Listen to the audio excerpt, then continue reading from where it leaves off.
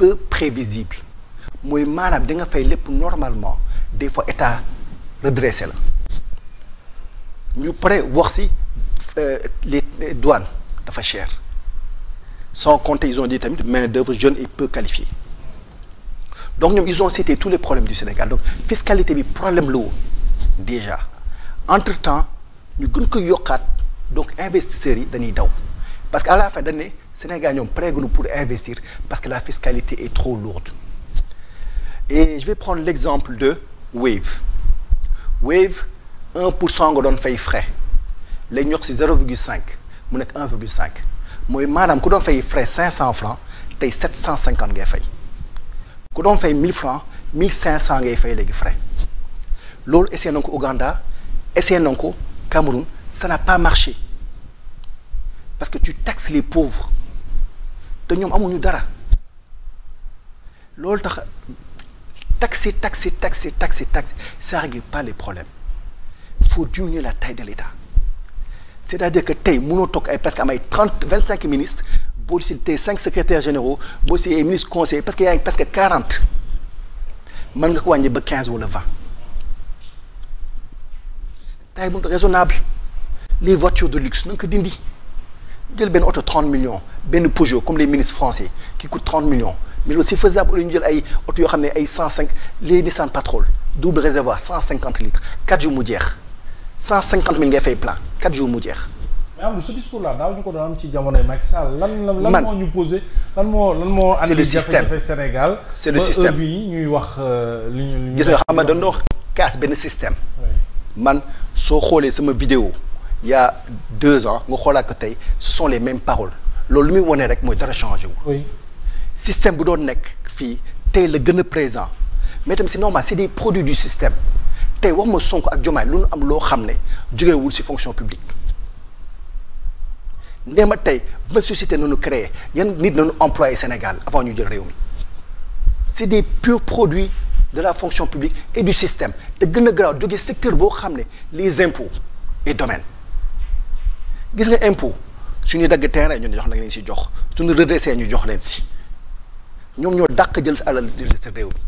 mi ba pare boole ci ñoom fii lañ ko fekk aussi non mais système boobu lañ doon kaas xam nga Ousmane Sonko moo doon kaas système di wax ne ay caisse noire dafa xaraam peu importe noo koy tuddee wala fonds spécial ou fonds spéciaux et cetera yow nga ñëw yokk ko te yaa ko doon kaas sax ñoom tey lu ñu doon kaas yëpp tey dañoo ñëw di ko def ba pare yóbbu ko benn niveau boo xam ne musuñu ko gis Sénégal même l'injustice bi ñu doon kaas tey na ko gën a gis c'est-à-dire que ñoom lu ñuy wax ak lu ñuy def c'est carrément opposé dañuy wax Sénégal dañuy rationaliser ñoo ngi wàññi les salaires ñoo ngi koy yokk xoolal léegi dafa ne danoo bëgg a investir moom moo ko wax de tiima danoo bëgg a investir pour Sénégalais yi ku bëgg a faju mais bu ñu defee seen budget wàññuñu budget santé maanaam xaalis bi di dem si fajukaay dañ kaa wàññi ay milliards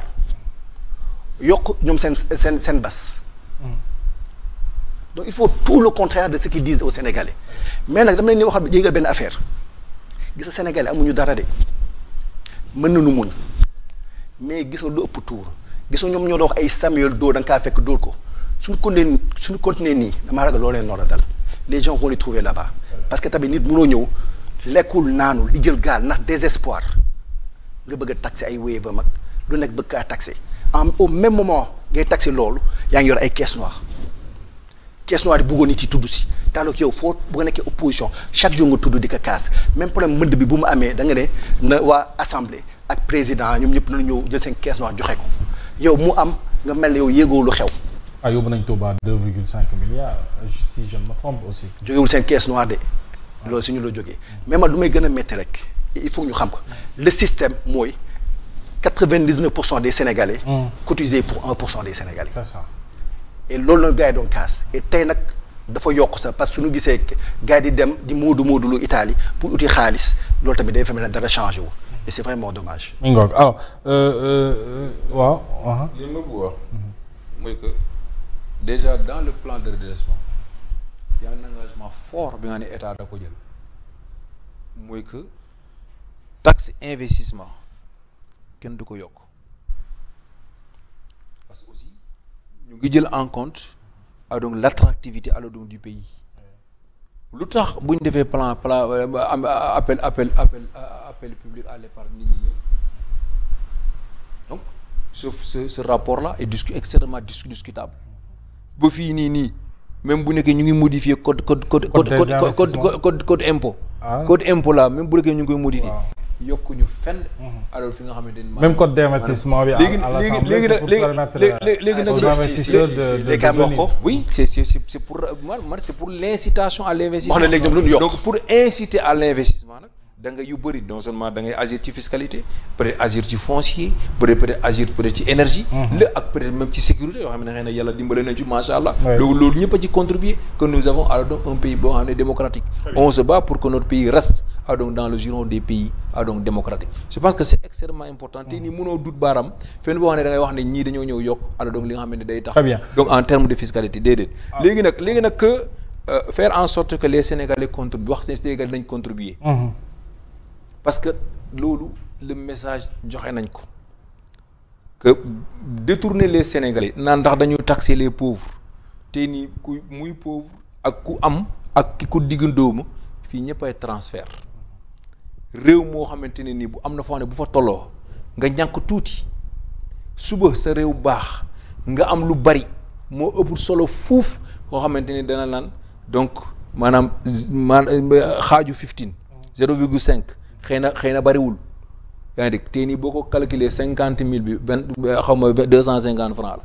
la yaa ngi dégg maanaam xëy na bari na ci ñi nga xamante ne xëy na amuñu bari na ci nga xam ne dañ koy may waaye nag sa réew suñu réew bi nga xamante ne bu dara xewoon ñun ñoo dem géeri te réew mi bu nekkoon bu naroon tax ñun ñoo dem géeri te jamono bii nga xamante ne ni réew mi héritage bi dafa métti donc réew mi ñu yàq ko ci ay doxalin démb donc yàq ko donc ci yorin démb donc ñaawal ba réew mi mënul lu bari donc ñun ñëpp ñu war a mobiliser. tey bu nekkoon ne à chaque fois ce discours là. bu nekkoon ne suñu bu nekkoon ne ñi mënul ñoom Sénégalais yi jëlee leen fi. dama ne bu tout le temps presque 2 ans yéen a ngi wax ñi fi nekkoon. mais ñooñu dañ leen fi jëlee mënuñu moo tax ñu jëlee leen fi. waaw mais ñoom ñooy bu ñu leen falee c'est que vous puissiez faire. noo defoon nag. waaw président Sonko. avant c'est le discours c'est le discours du président c'est le discours du premier ministre. c'est le discours des alliés de ce gouvernement. le premier ministre. peut-être 2 ans même boobu muy assemblée nationale avant changement di am nee na képp ku remplacer Macky Sall tu feras 5 ans à éteindre alors donc justement donc des incendies dégguloo ko 5 ans da ngay def sa mandat yëpp boo xamante ni da ngay faj ay dégâts ngay def. waxoon na fi aussi bu ñu ñëwee 2 mois rek day régler.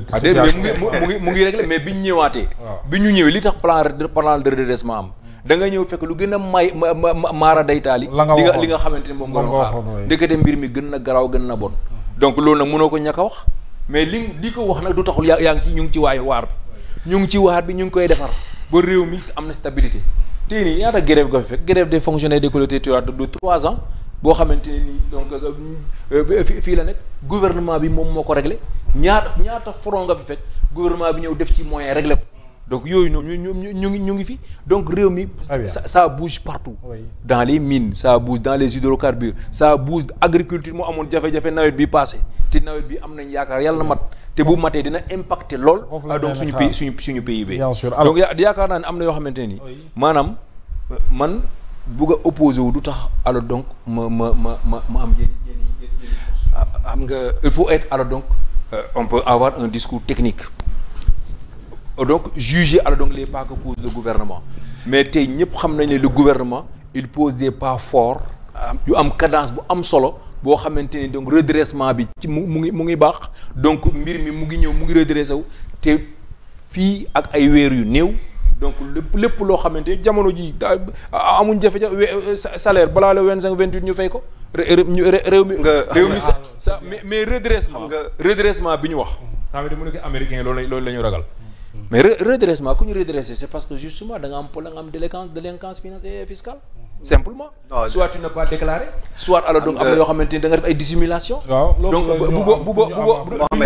duñ lay redresser maanaam ku ñu redresser parce que tu as des manquements par rapport à la loi fiscale donc ñu ñëw contrôler la gis ne tu as des manquements donc ñu redresser de lii nga war a y'a tellement de day am contentieux te loolu dañ ne ñoom duñu investir duñu fayeeku les investisseurs mais nag moom képp ku yoral réew moom dañ lay topp ba sës.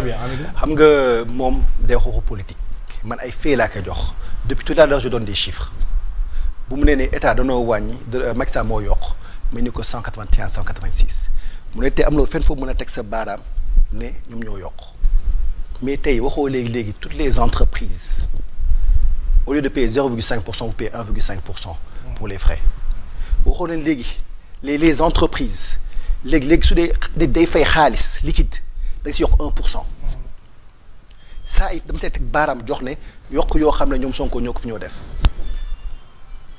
donc boobu dafa ne mënoo joxañ fenn baaraam dama kaa jox ay fait plan redressement moo la pour lan la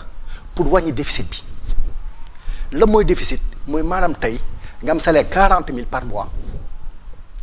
sa dépense nekk 50 000 10 000 francs bu ngay soxla chaque année chaque mois pour mottali sa dépense loolu la ñu tuddee déficit